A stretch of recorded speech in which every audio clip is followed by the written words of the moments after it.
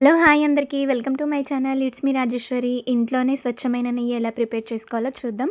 నేనైతే ఒక 20 డేస్ నుంచైతే పాల మీద ఉన్న మీగడైతే తీసి ఫ్రిడ్జ్‌లో అయితే స్టోర్ చేసుకున్నాను ఒక బాక్స్‌లో. ఇప్పుడు ఆ మీగడనైతే ఒక మిక్సీ గిన్నెలోకైతే వేసుకోవాలి.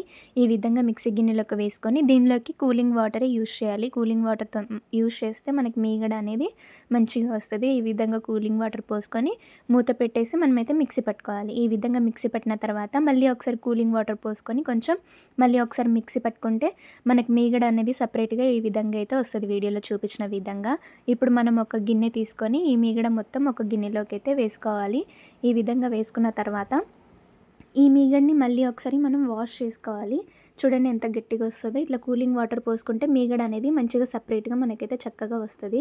ఈ విధంగా ఒక గిన్నెలోకి ఇట్లా సర్వ్ చేసుకొని, ఇప్పుడు దానిలో మళ్ళీ వాటర్ పోసేసి నీట్‌గా 2, 3 టైమ్స్ మనము వాష్ చేసుకోవాలి. ఎందుకంటే మనం 1 వీక్, 2 వీక్స్ అలా స్టోర్ చేసుకోవాలి కదా నెయ్యిని. సో, మంచిగా నీట్‌గా స్మెల్ రాకుండా ఉండాలంటే ఈ విధంగా 2, 3 సార్లు అయితే బాగా కడుక్కొని మీగడ ఆ విధంగా వచ్చినంక మనం మీగడ ఇప్పుడు నెయ్యి ఏ గిన్నెలో మనం ప్రిపేర్ చేసుకుంటున్నామో ఆ గిన్నె కొంచెం మందంగా ఉన్నది తీసుకొని దాంట్లో అయితే ఆ మీగడ మొత్తం వేసుకోవాలి. పొయ్యి మీద పెట్టేసి ఒక 45 నిమిషాలైతే సిమ్‌లో ఒకసారి లో ఫ్లేమ్‌లో పెట్టాలి. ఒకసారి హై ఫ్లేమ్‌లో పెట్టుకొని పొయ్యిని చక్కగా మనమైతే స్పూన్‌తో ఇలా తిప్పుకుంటూ ఉండాలి. అలా తర్వాత మనకు గోల్డెన్ కలర్ వచ్చే వరకు అలా కలుపుకుంటూ ఉన్న తర్వాత ఈ విధంగా అయితే వీడియోలో చూపించిన విధంగా నెయ్యి అయితే ప్రిపేర్ అవుతది.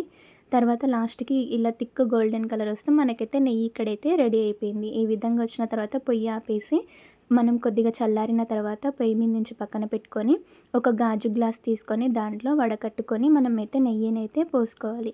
ఈ విధంగా ఇంట్లోనే చక్కగా మనమైతే నెయ్యి ప్రిపేర్ చేసుకోవచ్చు. మీగడను స్టోర్ చేసుకొని.